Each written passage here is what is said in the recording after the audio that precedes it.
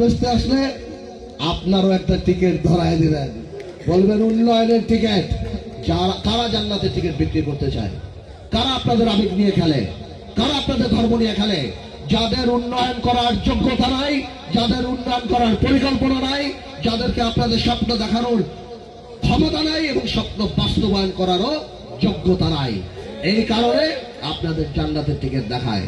কিন্তু আমার বিশ্বাস এইবার ভোলা পৌরসভার ভোটাররা প্রমাণ করে দেবে যে তারা সততার সাথে, উন্নয়নের সাথে, ঠিক আছে?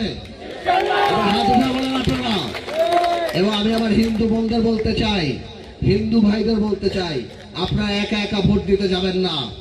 আত্মীয় স্বজন সবাইকে বলবেন যে আমরা উৎসব মুখর পরিবেশে 12 তারিখে পার্থ ভাইকে গরুর গাড়ি মার্কায় ভোট দিয়ে বিজয় করবো ইনশাআল্লাহ।